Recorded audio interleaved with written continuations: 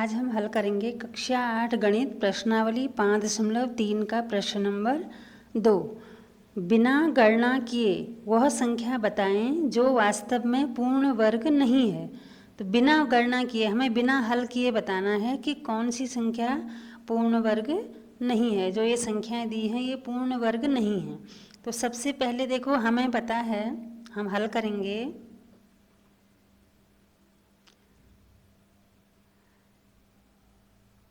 देखो, हमें ज्ञात है, ये हमें ज्ञात है कि संख्याओं के, जब हम किसी भी संख्या का वर्ग करते हैं, संख्याओं के वर्गों, संख्याओं के वर्गों में इकाई का अंक क्या क्या होते हैं? 1, 0, 4, 5 और 6 और 9 होते हैं। ये तो हमें पता है कि हम जब किसी भी संख्या का वर्ग करेंगे तो उनके वर्ग में जब इकाई का अंक क्या क्या होते हैं? 0, 1, 4, 5, 6, 9 होते हैं। तो अब हम यहाँ पहली संख्या लेते हैं। पहली संख्या है 153। तो अब आप इसका इकाई का अंक देखिए, क्या है? 3 है। तो इनमें से कोई भी अंक नहीं है, 3 है, तो यह पूर्ण वर्ग संख्या नहीं है। 153 पूर्ण वर्ग नहीं है, क्योंकि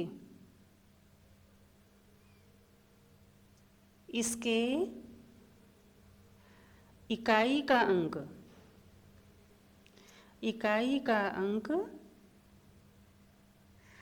3 है। तो ऐसे ही आप सबको लिख सकते हैं। नंबर 2 लेते हैं, 257।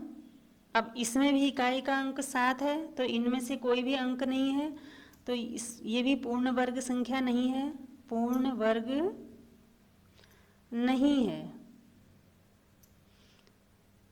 क्योंकि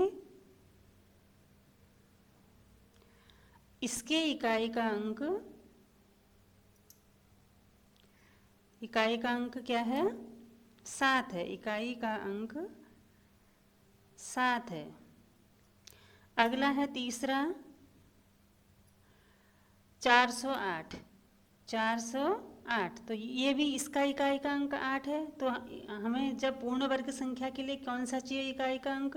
1, 0, 4, 5, 6, 9। तो इसमें से कोई भी अंक नहीं है, इसका अंक है 8। तो ये भी पूर्ण नहीं है, पूर्ण वर्ग नहीं है, क्योंकि इसके इकाई का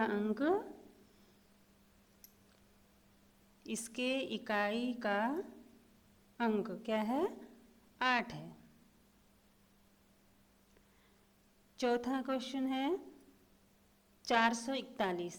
441, अब इसके इकाई का अंक देखिए 1 है, तो यहाँ भी 1 है। वर्गों में इकाई का अंक 1 है, तो ये क्या है? पूर्ण वर्ग संख्या है, पूर्ण वर्ग संख्या है, क्योंकि इसके इकाई का